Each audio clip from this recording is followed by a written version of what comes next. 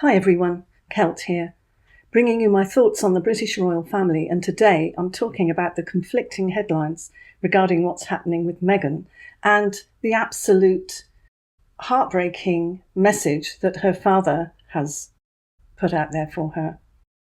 And by conflicting, this is an example.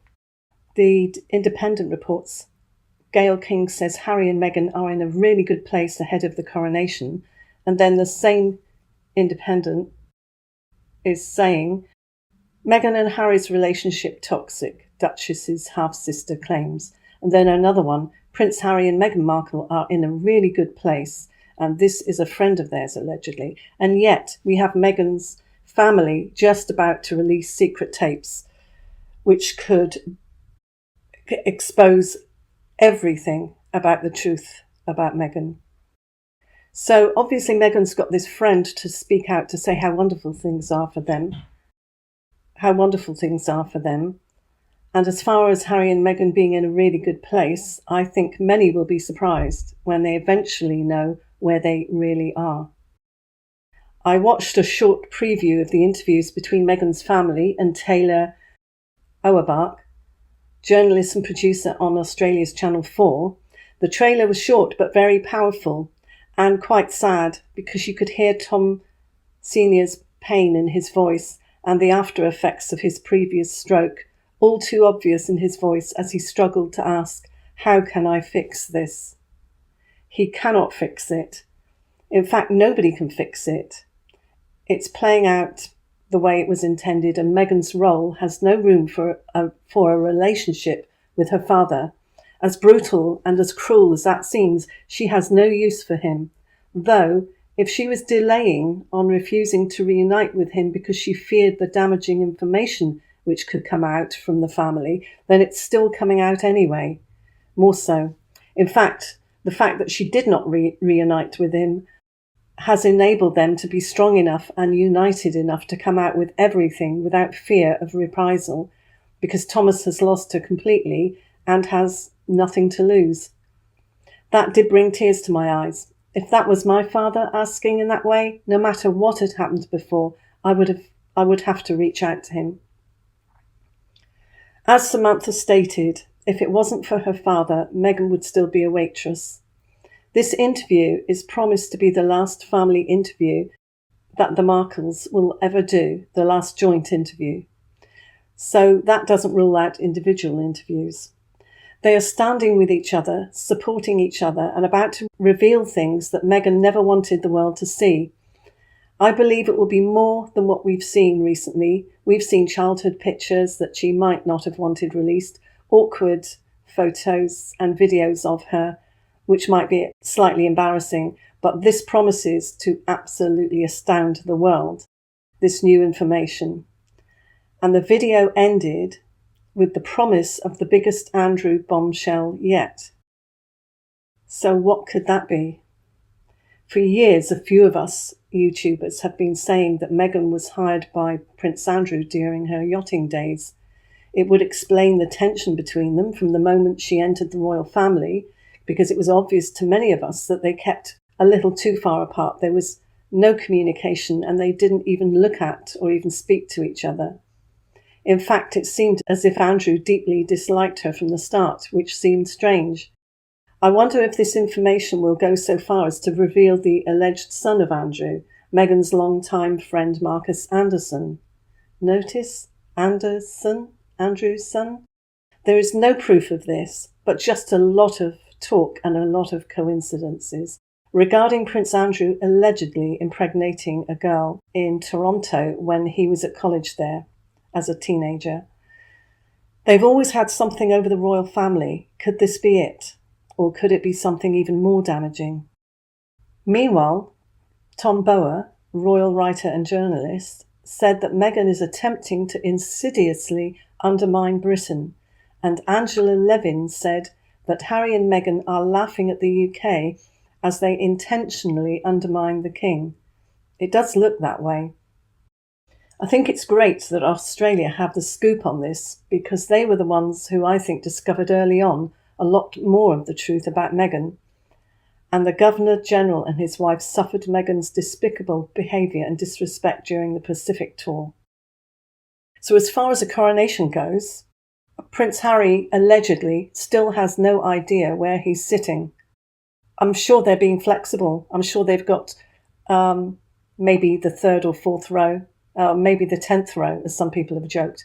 They're probably going to place Harry according to whatever news comes out, whatever stuff comes out that damages King Charles and the rest of the family. So he's got no idea where he's sitting in Westminster Abbey, and yet he's agreed to come. And where he would be sitting was one of the most important things to him, and he was not making a decision based on that. So I don't know what's happened. Whether they do know and he knows where he'll be sitting, but they're just keeping quiet about it, or whether they promised him something but they're being flexible. They're allowing for problems and whereby they can put him somewhere else. Harry's still completely estranged from William, but he is still close to Princess Beatrice and Eugenie. So I'm sure they're filling him in on any details, but I would imagine that the senior royals are keeping any important details from the York family. So sources have said that Harry plans to leave soon after the church service to fly back to the US, where the time difference would allow him to be with Archie on his 4th birthday. There's a lot of disbelief about Meghan's behaviour, Harry's as well, at the Lakers game. I did talk a little about it in my previous video, but the pushing away of Harry, the subtle rejecting him and treating him like he was a child, was noticed by many people. And the big joke now is they want all the attention and they want to look as if they're so in love, and yet Meghan also wants to show the world that she doesn't really feel that way towards Harry. So it's almost as if they're covering themselves by putting out so many possible options, so that whichever direction they decide to take next, they've covered themselves. There are people close to Harry and William who've known them for years that have said that there will be no reconciliation. This thing will go on for years. I don't think it will ever happen. I don't think there will be. So the royal family, apart from Eugenie, and I think Beatrice has moved away from Harry and Meghan, because I think she's married to somebody who seems really nice, and I knew that that marriage would work. The people were saying, Beatrice married somebody who's no good, she's going to get hurt. I just really felt that it was genuine, and they look so similar as well, and they also knew each other before and were good friends, similar tastes. So yeah, I think that they proved everybody wrong, and I'm really glad. So she's keeping away from Harry and Meghan, I believe, and I think it's only Eugenie who is the one that is still friends with them. So it seems very baffling that Harry is coming up with so much damaging stuff right before the coronation, stuff that will damage Prince William, Catherine, Charles, Camilla. So Harry had revealed about the private, undisclosed settlement between the Papers and Prince William, and it's unclear as to how Prince Harry would be aware of this settlement. The judge obviously knows that Harry's lying, but isn't saying it outright. And all Harry is doing is making himself appear desperate and futile. He's taken it so far now, it's almost as if he feels he can't settle. And to be flogging a dead horse like this, building up to the coronation, is ridiculous, because he's only making himself look demented and vengeful. Harry stated that his late grandmother, the Queen, was aware of settlement talks, and that William was paid a very large sum by the owner of the Sun to settle claims that they hacked into the royals' phone. So Harry's doing it a totally different way. There have been a number of British journalists who had been accused of illegally hacking the voicemails of thousands of people, from top politicians and celebrities to the families of troops killed in action and murder victims. Serious stuff. So Harry is claiming that King Charles tried to stifle any effort to take on the newspapers. And then Harry, even though Charles and William did not want to push it with the papers, Harry tries to say that he had the permission from the late Queen. Well, she cannot speak now, and wouldn't get involved anyway. Harry said, and I quote, "William was very understanding and supportive and agreed that we needed to do it. He therefore suggested that I seek permission from Granny. I spoke to her shortly afterwards and said something along the lines of, 'Are you happy for me to push this forward? Do I have your permission?' And she said yes." So Harry implies that he can see now why his father and Camilla were being so unhelpful and seeming to block their every move, because they had a specific long-term strategy to keep the media on the inside, to smooth the way for Camilla and his father to be accepted by the British public, and for Camilla to be accepted as Queen Consort. And Harry's implying that they had this arrangement with the papers to keep them sweet, to make the way for Camilla to be Queen. He then brings up the subject of his mother and how she would be alive today if it wasn't for the phone tapping, which made Diana distrust her protection officers. Oh, that's getting pretty complicated now. I believed she didn't insist on having any protection. I believed that she wasn't allowed it because of costs. Harry also says that whenever he's been in a relationship, he's always tried to be the best partner that he possibly could.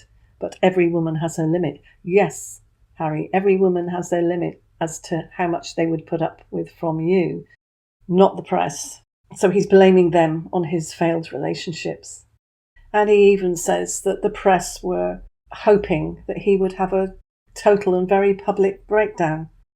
So he's making himself a victim again. And he ends up by saying that James Murdoch, son of Rupert Murdoch, is a kindred spirit. So Harry acknowledging that the Queen had confided that she was exhausted by the turmoil of Harry and Meghan's decision and was very hurt. And she said to that person, "I don't know, I don't care, and I don't want to think about it anymore."